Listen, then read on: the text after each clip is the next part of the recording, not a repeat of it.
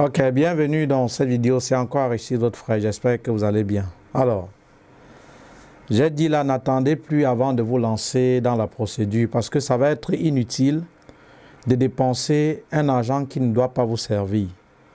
Parce que, chers amis, la demande de visa, le voyage pour l'Europe et notamment la Belgique, parce que c'est sur lequel j'édifie le plus, c'est le marathon. Qui dit marathon, ça veut dire lorsqu'on a déjà donné le coup d'envoi, go, c'est la course.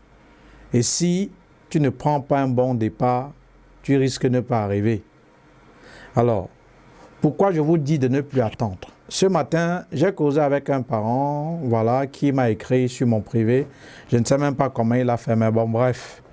J'ai compris que certainement, il était dans un des groupes que tout le monde puisse intégrer. Il m'a dit, en fait, il m'a posé certaines questions. J'ai essayé de lui répondre tant soit peu. Alors, il a dit vraiment, j'ai compris, vous m'aviez convaincu, à la fin du mois, je vais m'engager. J'ai dit non, n'attendez pas la fin du mois pour vous engager. Ceci est valable pour vous tous. À partir du moment où vous voulez faire la procédure pour les études en Belgique, c'est-à-dire lorsque vous envisagez et que vous aviez déjà les moyens, commencez déjà par la première étape qui est l'étape de l'équivalence du diplôme.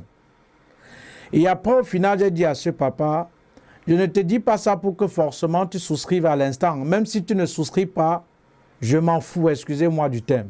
Ça ne m'intéresse pas. Mais ça va être inutile de sortir un argent tard. Non seulement ça ne bénéficie pas à l'enfant et tu auras jeté ton argent par la fenêtre. Tout à l'heure encore, comme j'ai dit, la procédure la procédure est comme un marathon. Donc dès qu'on dit go, il faut seulement partir. Et si tu t'amuses, tu ne dois pas y arriver. Alors, quand vous voulez donc commencer la procédure, la première chose à savoir et qu'il faut faire, c'est de vous poser la question, peu importe, même si vous l'avez fait master ou pas, est-ce que j'ai l'équivalence de mon diplôme? C'est la première question à se poser. Mais maintenant, il y a certains qui avaient commencé la procédure, ils ont abandonné. Et quand ils ont abandonné, peut-être ils faisaient deuxième année université. Avec le temps, ils ont obtenu la licence, le master. Et entre-temps, avant cela, ils avaient déjà au moins fait l'équivalence.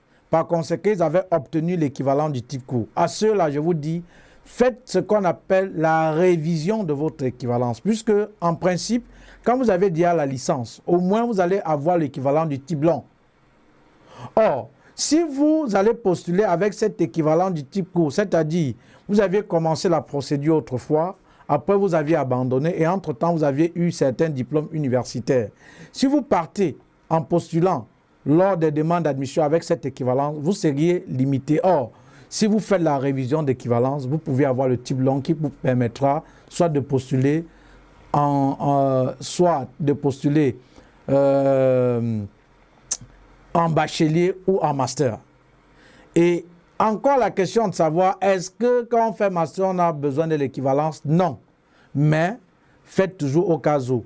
Dans la description de la vidéo, je vais vous mettre un lien qui vous montre une vidéo où je vous conseille de faire l'équivalent du diplôme, même si vous n'aviez pas besoin. Donc, à partir du moment où vous voulez donc faire la procédure, commencez-vous, interrogez-vous, est-ce que j'ai l'équivalent du diplôme? Si vous n'aviez pas, cherchez déjà à lancer la procédure pour l'équivalence de votre diplôme. Parce que, comme le parent disait par exemple, c'est en fin de ce mois qui va se jeter, le 15 novembre, on ouvre déjà le service des équivalences. Le 15 novembre, on introduit déjà les demandes d'équivalence. Et déjà, fin janvier, il y a certaines hautes écoles ou même parfois pour postuler, ils exigent l'équivalence définitive. Par contre, en mi-janvier, certaines universités sont ouvertes et certaines autres écoles ouvrent déjà encore les demandes d'admission. Alors, au moins, il faudra l'équivalence. Maintenant, si tu as introduit ta demande en novembre, ou peut-être tu n'as même pas l'attestation de dépôt, tu feras comment? Tu seras en retard. Voilà un conseil que je vais vous donner, chers enfants. Sachez que pour la procédure pour les études en Belgique, il y a un quota qui est donné pour chaque pays. On peut dire par exemple au Cameroun, on veut cette année 10 visas. On peut dire par exemple pour le Togo, cette année on veut 100 visas. Une fois que l'effectif en fonction du pays est atteint, voilà ce qu'on fait le plus souvent. Non seulement on va retarder votre dossier, on va mettre là en traitement. En traitement. Et à la fin, on va vous coller un faux motif de refus. Voilà pourquoi ne vous étonnez pas, certaines personnes disent « Vraiment, je ne sais pas pourquoi ils m'ont refusé, je ne comprends pas. » Oui, quand l'effectif est atteint, on ne manque pas un motif pour vous donner. Et le plus souvent, même maintenant, ce qui est maintenant monnaie courante aux côtés du Cameroun, on s'appuie maintenant sur Campus Belgique. Parce que vous allez observer, à 98% maintenant, la plupart des refus de visa est lié à Campus Belgique. On va vous dire que vous n'avez pas bien défendu votre projet d'étude. On va vous dire que non, lorsqu'on vous a interviewé, les réponses que vous aviez données ne prouvent pas que réellement vous voulez émigrer en Belgique pour des fins d'études. Voilà, c'est ce qu'on va vous dire. Et vous allez dire, mais comment? J'ai bien défendu mon projet d'étude. C'est tout simplement que l'effectif était atteint. Et on va chercher un moyen pour te disqualifier. Et comme on a pris ton argent pour traiter la demande de visa, ce qui est très sûr, il faut qu'on te donne une raison. Il faut qu'on te dise pourquoi est-ce qu'on t'a refusé le visa. Et voilà au moins pourquoi on ne manque pas ce motif. Tout comme pour les demandes d'admission. Lorsque l'effectif dans une école est atteint, vous croyez qu'on va vous dire, je mets quiconque à défi, me dit que, par exemple, quand il a postulé, on l'a dit que, par exemple, que l'effectif dans cette école est atteint. Jamais, on ne va pas te dire ça. On te dira plutôt que vous êtes étudiant non finançable. Tu ne peux pas justifier. En principe, tu es non finançable. Parfois, l'effectif est atteint. On ne peut pas vous dire que l'effectif est atteint. Vous êtes des milliers de personnes à faire la procédure. Vous êtes des millions de personnes à faire les demandes d'admission pour une université. Mais il n'y a pas de millions de places pour les candidats hors Union européenne. Si on prend par exemple l'université de Mons, supposons qu'il y a peut-être 10 000 places par filière. OK? Il y a d'abord les gens qui sont sur le territoire. Il y a les gens membres de l'Union européenne. Il y a encore vous hors Union européenne. Et vous croyez que s'il y a 10 000 places, on va satisfaire les 10 000 personnes. Et vous croyez que c'est seulement une personne, c'est seulement 10 000 personnes qui postulent. C'est plus de 10 000 personnes. C'est un peu comme en Afrique, surtout au Cameroun, les concours. On va vous dire on veut 100 places. Mais il y a au moins 1 million de personnes qui vont postuler. Mais ce n'est pas 1 million de personnes qu'on doit prendre. Non. On va prendre 100 places comme on a dit. Et maintenant, comme c'est les demandes d'admission, on va chercher un motif pour te donner. Et le plus souvent, les motifs qu'on vous donne, c'est que vous êtes non finançable. Point. Parce qu'on ne peut pas vous dire l'effectif est atteint. Tu vas dire l'effectif est atteint comment? Non, tu vas discuter. On te dit non finançable. Donc, si tu veux donc faire la procédure, cher ami, n'attends plus. Vous qui traînez, vous qui réfléchissez, vous n'êtes pas obligé de passer par Aristide.